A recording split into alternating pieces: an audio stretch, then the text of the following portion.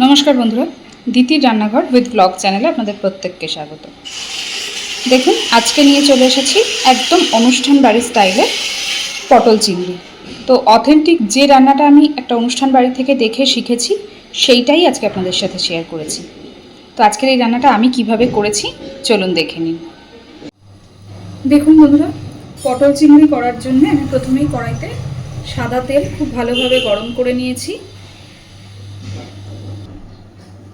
এইবার আমি সবার আগে পটলগুলোকে ভালোভাবে ভেজে নেব।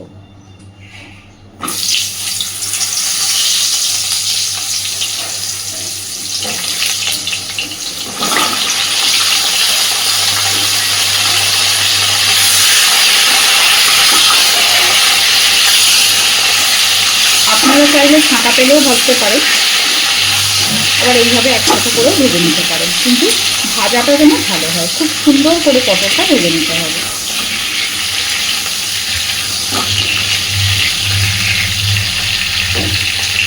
তো এবার আমি পটলের মধ্যে দিয়ে দেবো পরিমাণ মতো লবণ,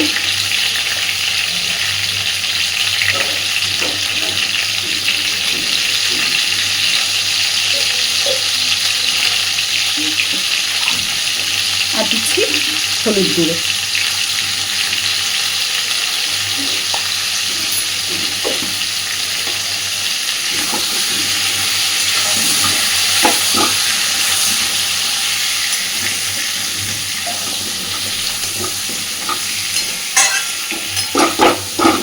সুন্দর করে এবার ভেজে নেব।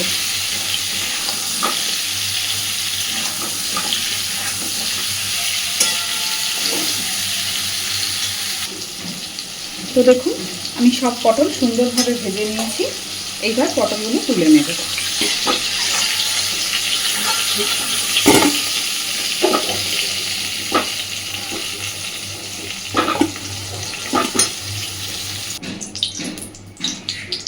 এই তেলে এবার আমি আলুগুলোকেও ভেজে তুলে নেব।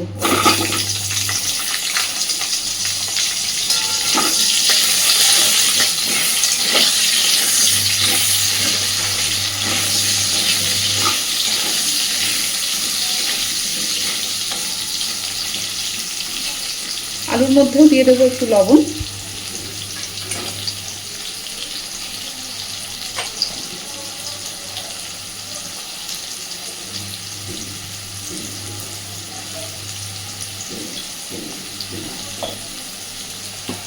আর দিচ্ছি একটু হলুদ গুঁড়ো।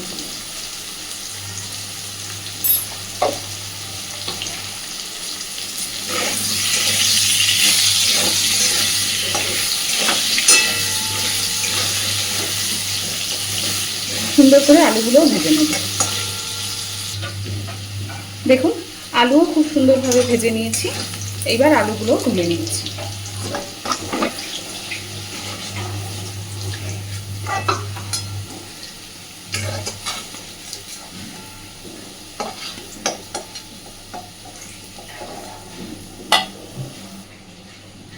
এইবার আমি লবণ হলুদ মাখিয়ে নেওয়া চিংড়ি মাছটাও ভেজে নেব। আপনারা চাইলে মাছটা মশলার সাথে কষেও নিতে পারেন, কিন্তু ভেজে নিলে বেশি ভালো হবে খেতে।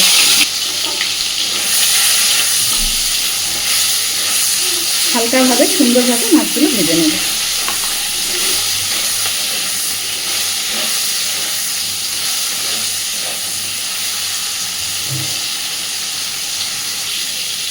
তো দেখুন, মাছও সুন্দর ভাজা হয়ে গেছে। এবার তুলে নিচ্ছি।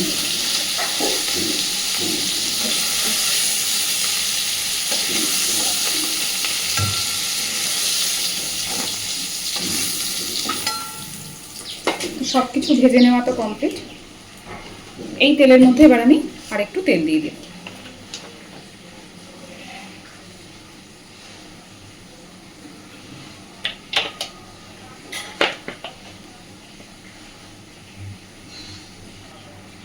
ফোড়নে দিয়ে দিচ্ছি একটু আস্ত জিরে,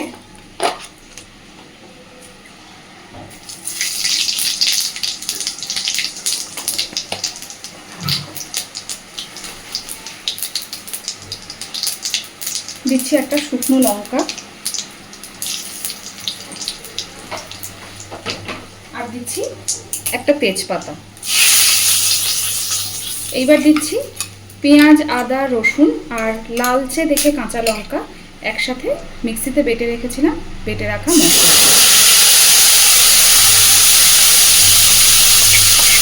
আমি আবারও বলি, পেঁয়াজ, আদা, রসুন আর লাল দেখে কয়েকটা কাঁচা লঙ্কা আমি একসাথে করে বেটে রেখেছিলাম।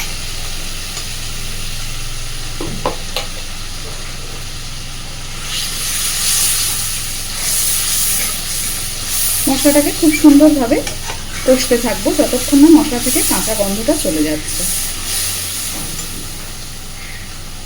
দিয়ে দেবো হলুদ গুঁড়ো। অলরেডি ভাজার সময় আমি আলু পটলে লবণ হলুদ ব্যবহার করেছি, তাই একটু লবণ হলুদের পরিমাণটা বুঝেই দেব।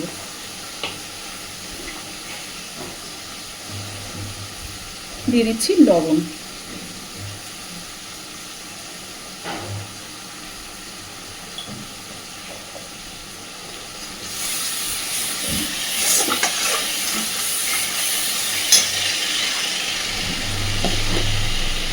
এবার দিচ্ছি লঙ্কার গুঁড়ো, এটা কিন্তু ঝাল লঙ্কার গুঁড়ো।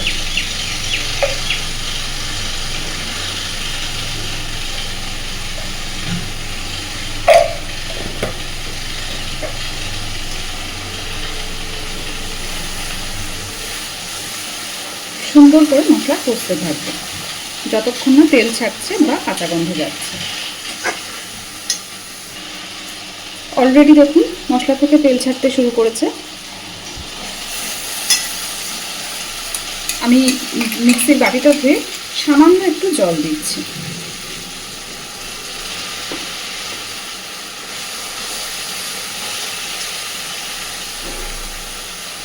আর দিচ্ছি একটু টক দই।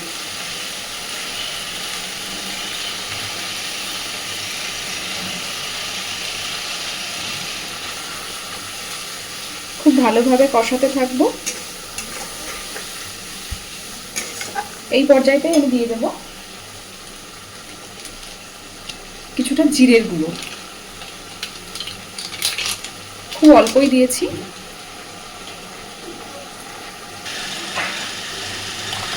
আর একটু পরিমাণে দিচ্ছি জিরের গুঁড়ো।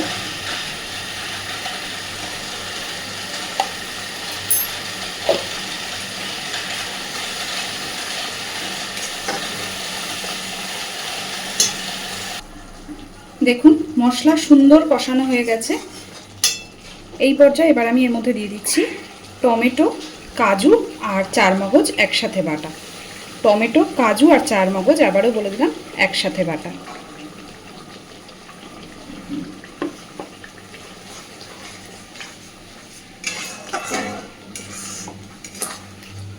খুব ভালোভাবে এবার কষিয়ে যতক্ষণ না মশলা থেকে তেল ছাড়ছে ততক্ষণ রান্না করে নিতে হবে। আমি টমেটো বাটাও ব্যবহার করেছি, আবার টক দইও ব্যবহার করেছি। তো স্বাদটা একটু টকসা ভাব হতে পারে, তাই স্বাদটাকে ব্যালেন্স করার জন্য দিয়ে দিচ্ছি একটু চিনি। কিন্তু অ্যাকচুয়ালি অনুষ্ঠান বাড়িতেও কিন্তু এই দুটোই ব্যবহার করা হয়।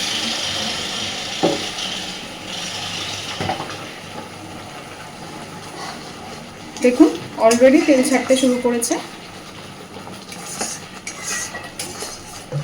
এই পর্যায়ে গ্যাসের ফ্লেমটা একদম কমিয়ে দেবেন, তা না হলে কিন্তু খুব ছিটবে মশলাটা।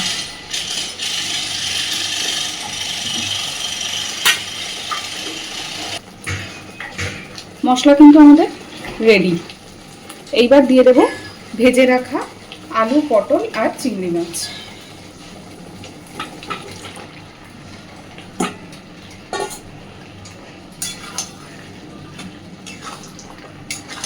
দিয়ে মিনিট 5-7 মশলার সাথে খুব ভালোভাবে কষে নেব সব কিছুকে।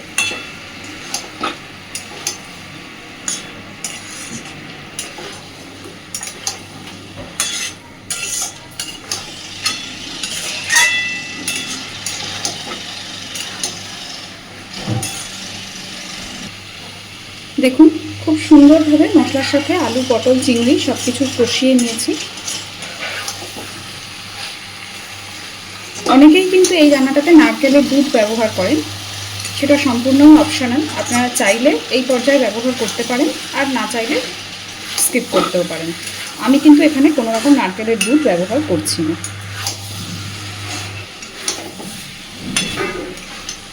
মশলা সুন্দর কষা হয়ে গেছে, এবার দিয়ে দিচ্ছি জল। মিক্সির বাটিটাতে টমেটো, কাজু, চারমগজ পেস্ট করে রেখেছিলাম, সেই পাত্রটা ধুয়ে জল দিয়ে দিচ্ছি।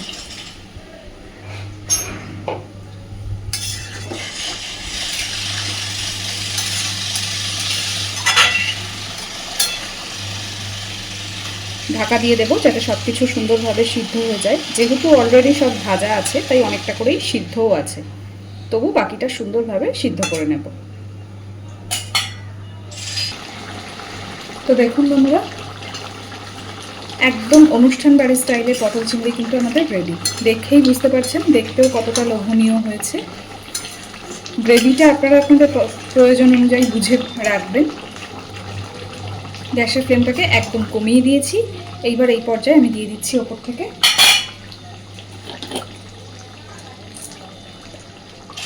গরম মশলা গুঁড়ো,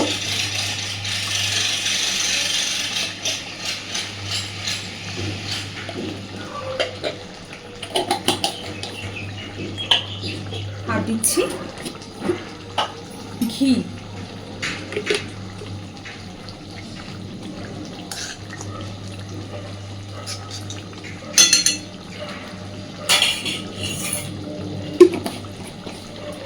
আমি কিন্তু আজকের এই যে রান্নাটা আপনাদেরকে দেখালাম, এটা একদম অথেন্টিক অনুষ্ঠান বাড়ির স্টাইলেই দেখিয়েছি। যেটা আমি নিজে শিখে এসেছি দাঁড়িয়ে থেকে, সেখানে আমি সেটাই আপনাদের সাথে শেয়ার করেছি।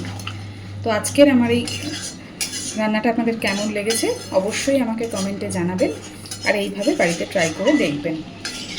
এই রান্নার স্বাদ নিয়ে আলাদা বলার কিছু নেই, এটা আমরা সবাই অনুষ্ঠান বাড়িতে খেয়ে থাকি, তো আমরা সবাই জানি। আর একদম সেই সেম টেস্টই কিন্তু এই রান্নাটাতে আপনারা পাবেন। তো চলুন এবার গ্যাসের ফ্লেমটাও অফ করে দিলাম।